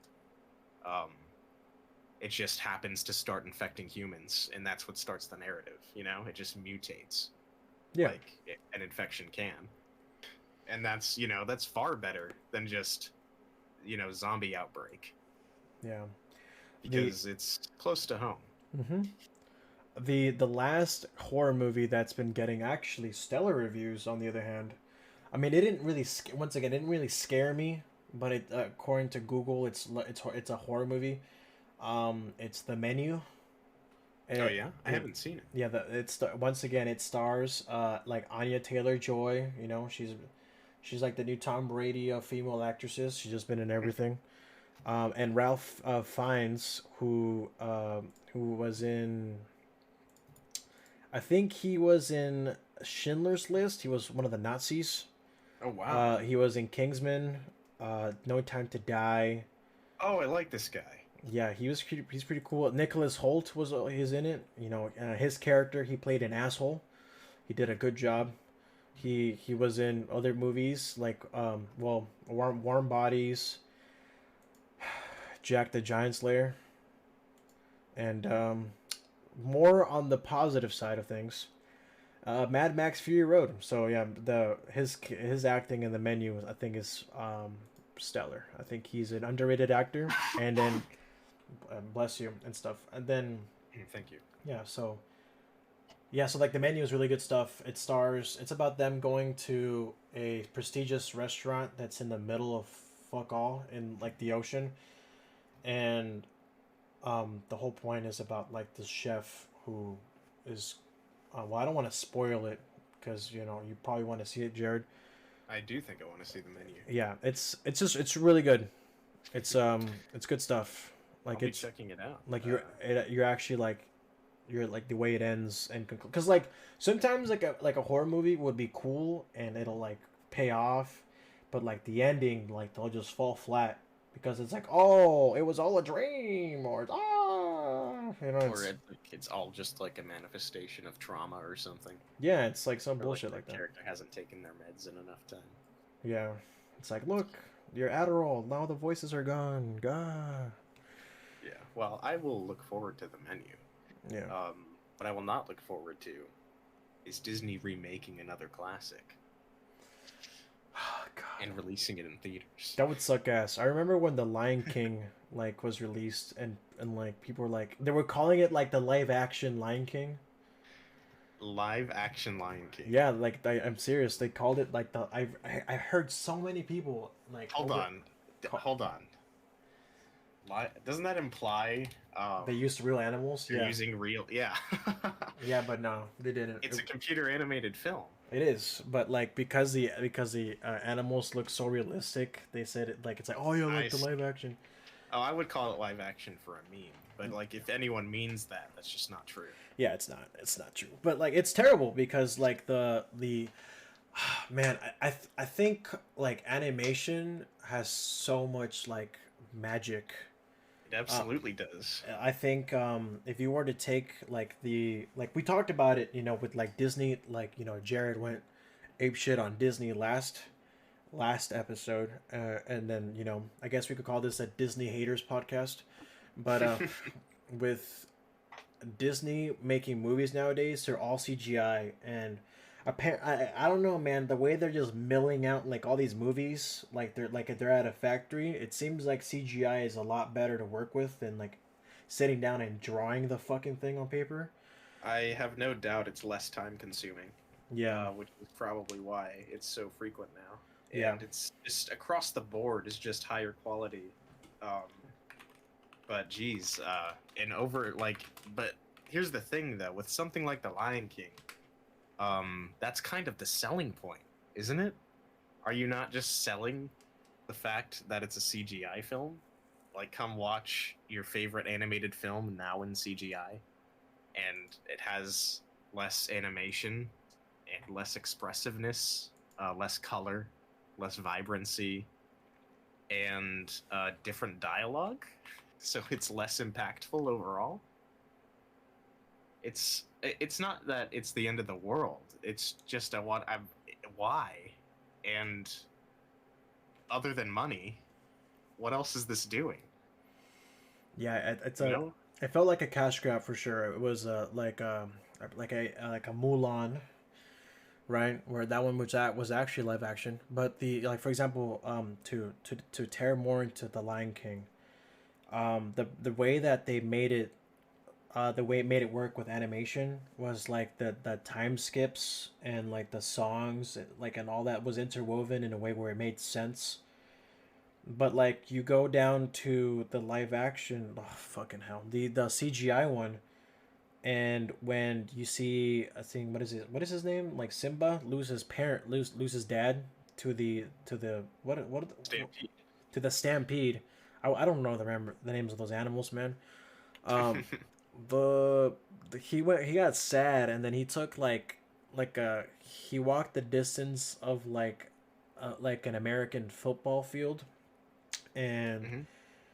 like he met like Pumbaa and the like that rat guy, and Timon. yeah, Timon, and they immediately went into a song about Hakuna Matata, and so fast, and it was so bad.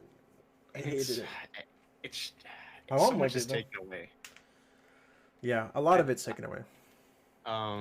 but I don't know. As long they're just if it's a phase, they aren't just gonna keep doing this forever, or maybe they'll just hit every major animated classic until they're all CGI. Yeah, or live I don't think action. it's gonna get to that point, or live action, or a Disney Plus original now, which I think is the more popular route God, to go now. yeah, safe option to me. Like let's That's the see. thing. Like they're making Disney Plus shows now that are like it could be anywhere from like 4 to 10 episodes long.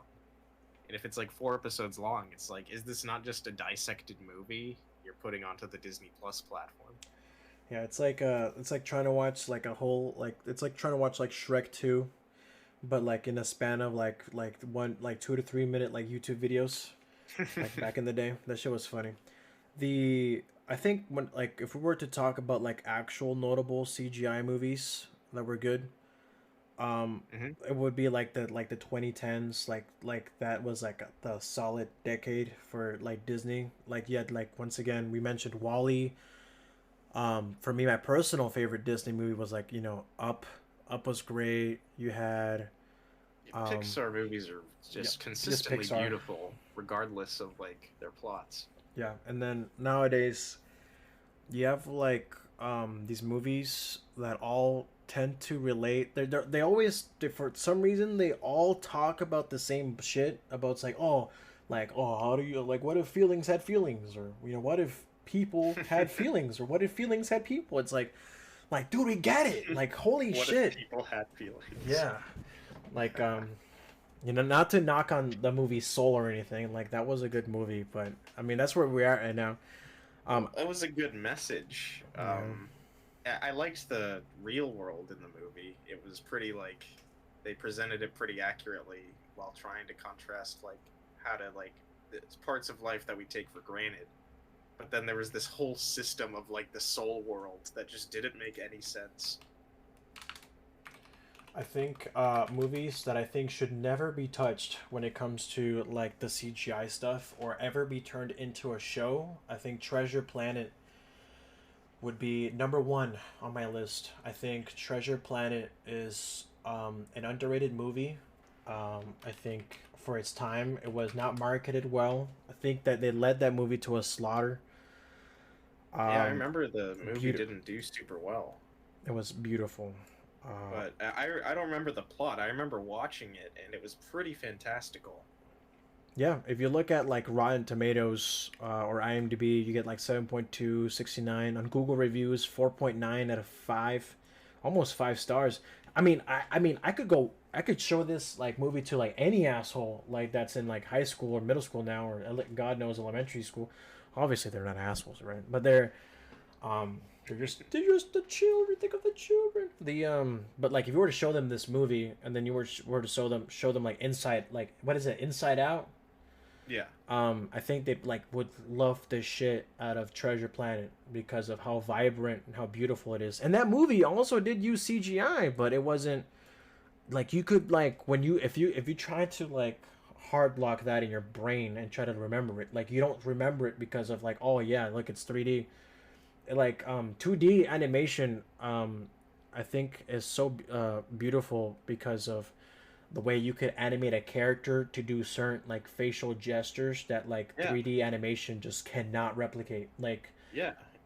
You um could do something over the top and convey an emotion or beat that you can't do in words or with like a computer generated like 3D image. right. Yeah, so like for example, if you were to take like Tom and Jerry, right? Like there's the when they're having their hijinks. Although this isn't Hmm. Disney, but like the animation still applies.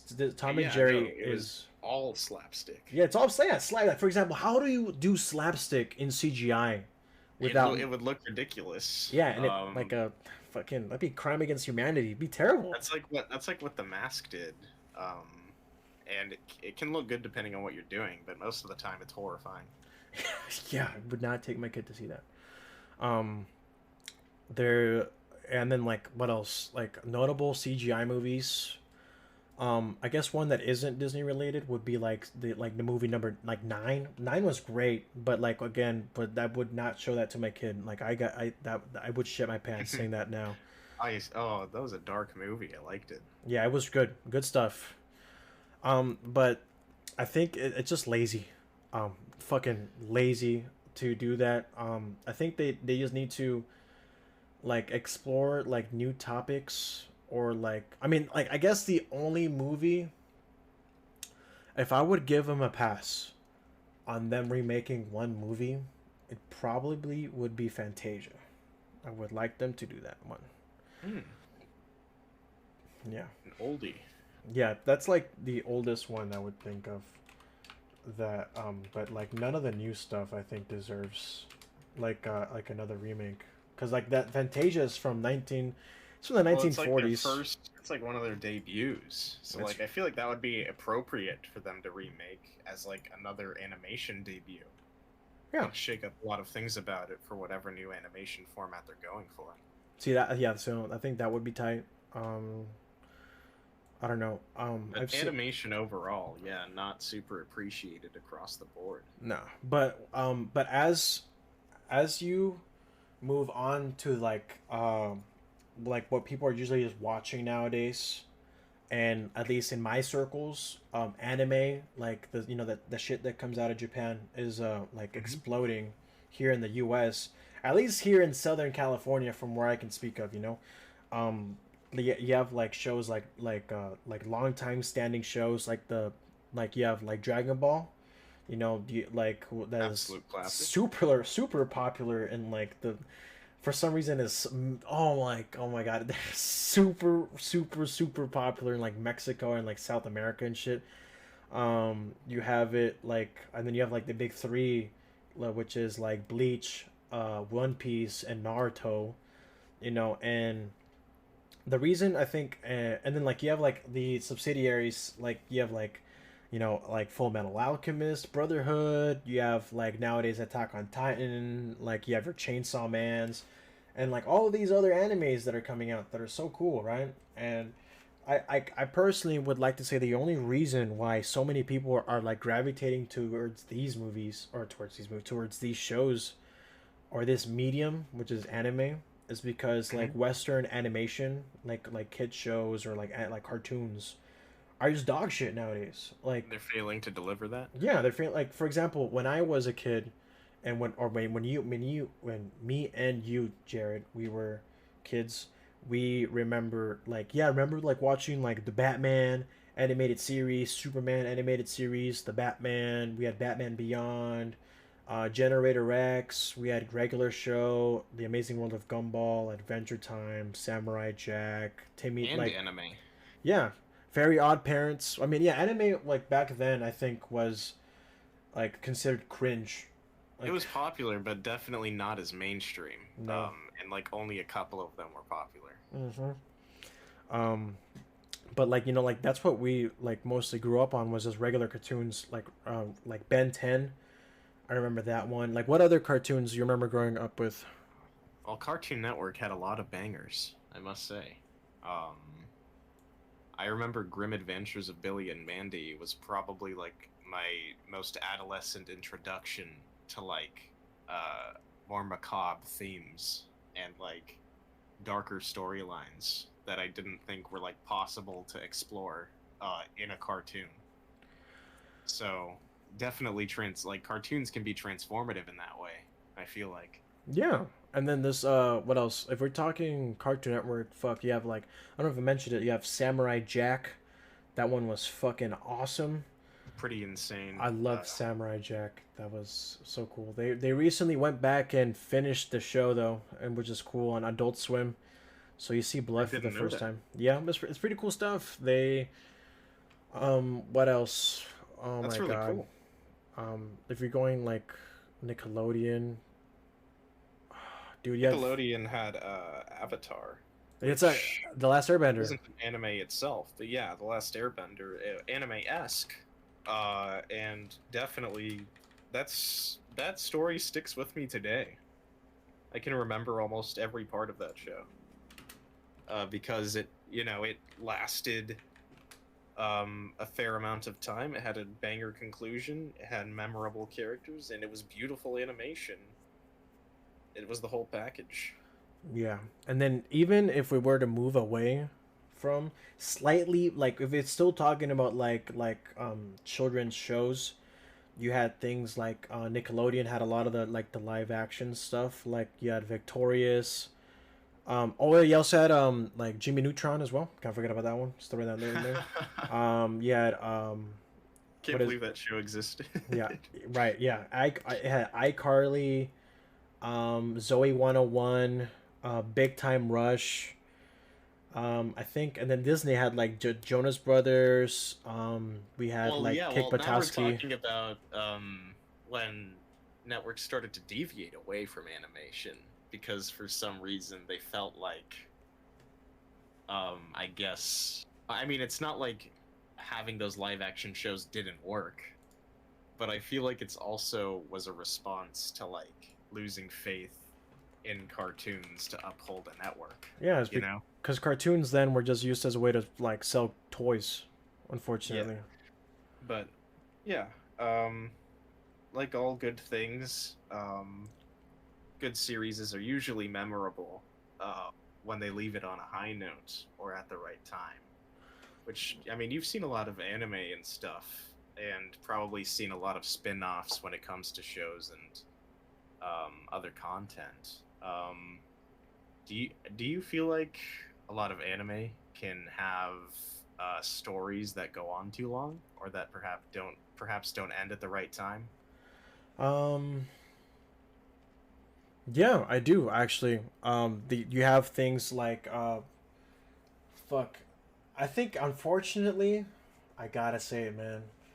But like, as currently like Naruto as a series, like you had Naruto when he was like a kid, Hmm. and then you have Naruto as a teenager, or then Shippuden, and then you had like the movies, and then he eventually becomes like Hokage or whatever, and then right then and there is when I think they should have cut it off, Hmm. like because of what we have. The reality now is that we have this thing called Boruto, which is like or Burrito, which is his kid, and the entire fan base thinks this the creation of the show was sacrilege, and I have to agree.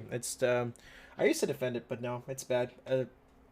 Um, Well, it's like it's an unnecessary sequel, it's right? yeah, they really put a bow at the end of the whole Naruto saga towards the end of it, and I was happy, and Well, then there you go. they just And then kept it kept going. yeah they just couldn't keep their feet on the brake, man. Well, that's the thing. Like, whenever something is hugely successful like that happens, it's gonna be produced until it's rejected by the consumer. Honestly, if you think about it, because Um, like, what if Naruto was that popular? Like, why wouldn't they keep making it? Yeah, I mean, well, I guess the reason why is because there has been a lot of popular anime in the past before that has. Well, I mean, I don't think that like fuck. I mean, we could talk about Naruto for a long time, but I mean, why? Well, I don't know that much about Naruto, to be honest with you. I Yeah, just it's know okay. people The aren't happy with Boruto. Oh my god. I guess I mean there's anime that has been successful, but not to the point where it would be like, oh my god, like it's the big three, and then there's this one other guy who's like the fourth runner up. Um, Well, that's fine. but like I guess the reason why they like they would keep it around would be because of the money, right? I mean that's the most cynical answer. But like most Yeah. anime seems to conclude, like most popular shows tend to like have a good like run, and then they would end really well. You had shows like Neon Genesis Evangelion, the original, the original run of that show. You have Gurren Lagann, Full Metal Alchemist Brotherhood, which is notoriously good for a great show among many people who watched it. They would consider that to be a great show, but they didn't. But they finished Brotherhood, and then they didn't continue with more of it. And then you have shit like One Piece, where they've been trying to find the literal One Piece since the '90s, and they're now on their 1,000th episode, and that's the whole debacle. Well, yeah. I think series that have a solid conclusion tend to be more memorable. Like at Last Airbender earlier, that one for me was pretty big. Other animated stuff, another uh, animated show, Gravity Falls, did a great job with its ending. I feel like, Yeah, I think it's but good. that's the thing. These endings, I feel like, are I think those two specifically are like a 3-season show and like a 1-season show.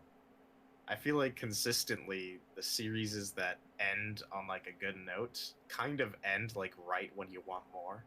Yeah, I think like I think that's a good way to end things though. It's when you want more, because then that you leave with a it's like when you eat at a restaurant, you're like, damn, bro, like, well, I paid for my meal already. That was good. I'll come back again and get some more like later. But that's what you want. That's that kind of feeling I feel like as a show writer would want. It's not like you're watching like Big Mouth. God, Yeah, like God knows that fucking abomination. That it's fucking show is like getting renewed for its like 11th billion season already, and animation upsets me on that show. yeah, it's yeah, it's cancer.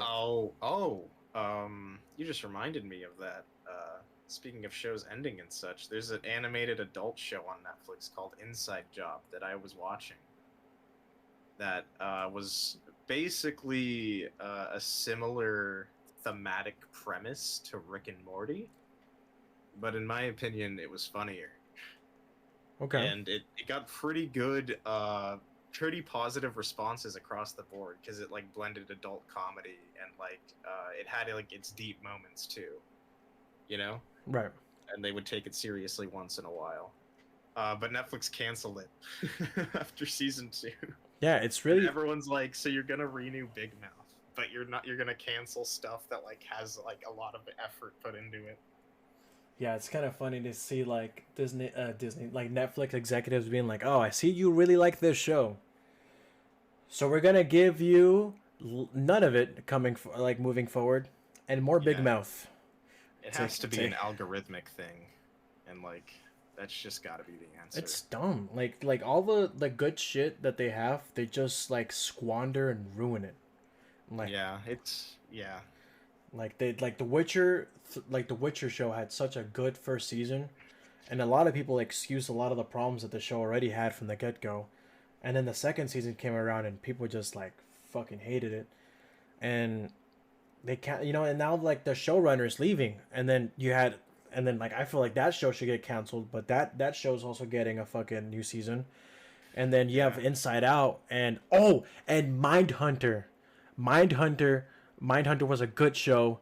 Amazing. It was in the 80s, no, like 70s, It got 60s. I am like I was reading Mindhunter the book like Yeah. when I had my job at the bookstore a couple years ago. I never finished it, but Oh my they god. canceled that. Yeah, dude. Oh my god. Yeah, it's like it started. It's like in the 60s, 70s, like Quantico. It was like the how the idea of like psychiatric like what is it? Not racial profiling. What the fuck is it for like mind stuff? Like at Like like reverse psychology. like like a psychological profile Oh yeah, on like criminal profiling. yeah, like criminal profiling and how they think and like serial killers and all that like first came around and like people and then like the two main guys were like it was the two detectives from the FBI would go into towns to like interview the serial killers that were in prison there, Hmm. Like Ed Kemper for example, and like I think Charles Manson maybe, um and then they would like go out and try to solve like real like serial killer like stuff that was like live happening live, so they're trying to catch like a guy while Mm. and then so like they would form like psychological profiles and like well they were fuck they were trying to just create that as a concept as a whole to so that way it's like used as a base in the on a normal basis for um like detective stuff when it comes to capturing criminals. Yeah, like use it as a baseline. Just basically, he's figuring out more Yeah, and adding to the collective criminal knowledge. yeah, it was so How these good. people think. And then like the last season that came out for it, like came and went, and then they fucking it went on hiatus and they canceled it. It was, it's stupid, man. I enjoyed that series so much, man. It was so good. Oh my god. Well, yeah, we live in a world where some things go on too long and things that should be finished don't get finished. But I guess all we can do is just hope that doesn't happen to our uh, favorite tales or franchises. Well, I mean, what movies have you seen that came out that have like a sequel you didn't want? Um, well, what's prominent for me, I find the fact that there's three Hobbit movies interesting. Um, Do tell. well, don't you feel like there's only three Hobbit movies because there's three Lord of the Rings movies? When the actual narrative of The Hobbit is like 1/7 the length of Lord of the Rings. That is very true. They did fluff the shit out of the movies. It definitely is. I can't. Man, it's not a. I wouldn't say it's a far cry, but it's definitely a cry away from what the original Lord of the Rings trilogy tried to well like mustard. You know, like that kind Hmm. of profile. Yeah, and I still liked the movies. I still had fun. It's just you can tell that it suffers from being turned into a three-movie experience for the sake of being having sequels. Because that's the thing. There's got to be a sequel. Money. Um, I personally feel like John Wick has too many sequels now. Once again, films I have fun with, but now we're coming up on the fourth one. Maybe it'll have a knockout ending. We'll see. But like the third one is kind of getting out of hand. He's on a horse now. He's got a horse. He's fighting samurais. There's like a bunch of layering with this shadow organization. Yeah, they It's like, what's never. going on? John Wick is in the desert now. It's Uncharted 3 now. Yeah, the entire planet has a hit contract on John Wick. Yeah. It's like, that's just kind of what happens when this many sequels get made. And yeah, not necessary, but an inevitable reality of Hollywood. Yeah, like there's the thing where like Glass, that movie Glass versus Split, you know, like those two Oh, like what do you um the M. Night Shyamalan trilogy. yes, Uh of course. so it was he had Unbreakable, Uh-huh. which I believe was an independent film like that had its own storyline. And then there was Split, which was also like an independent film.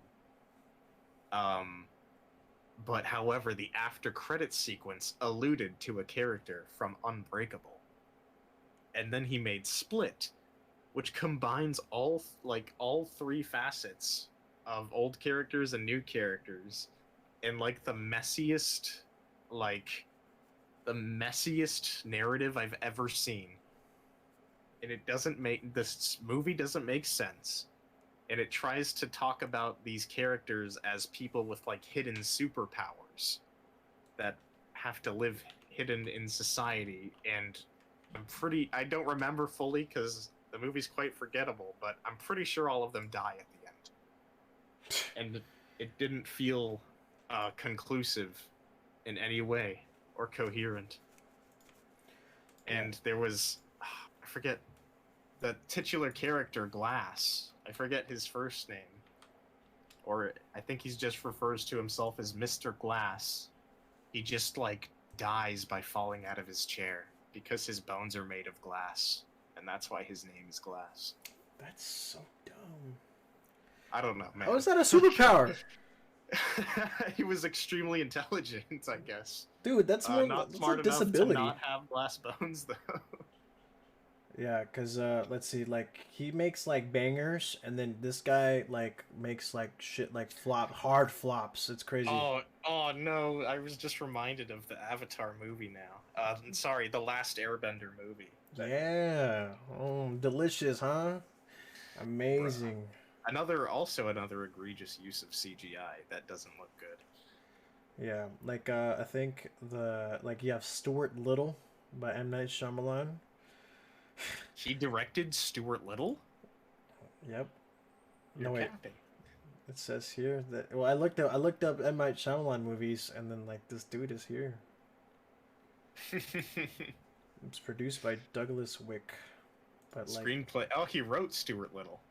Yep. I don't remember the plot of Stuart Little, the film, but I enjoyed it. Yes. Good job, M. Night Shyamalan. Yeah. Stuart Little. That's, dude. So like Stuart Little is this little mouse who lives in an orphanage, and this family comes in and feels so sorry for this mouse. They decide to adopt this mouse instead of a human boy.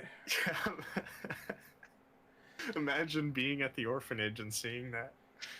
It's like you're the mouse, and they pick the mouse. It's so dumb, man. Like M. Night Shyamalan. I don't know. Keep him away from movies. Sixth Sense was pretty transformative film. Yeah. Probably his biggest hit. But yeah. Then you've got Glass. Yeah, Glass. But yeah. I mean, I feel like that's all I really have to say about that. Yeah, I feel like that's all we really have to say about today's episode, you know? I'm Retro Loneliness. You could find me at the socials below. I have a Twitch, and then I have where I do my streaming, and I play video games. You can make fun of me there. I appreciate it. And then I also have a Discord server, which you're more welcome to join and shitpost. And of course, my Instagram, where you could see me be pretentious. And then, of course, I have here Jared. You can catch me. I've got some videos up on my YouTube channel, Midnight Lab, and then my Instagram social links to all my audiobook stuff.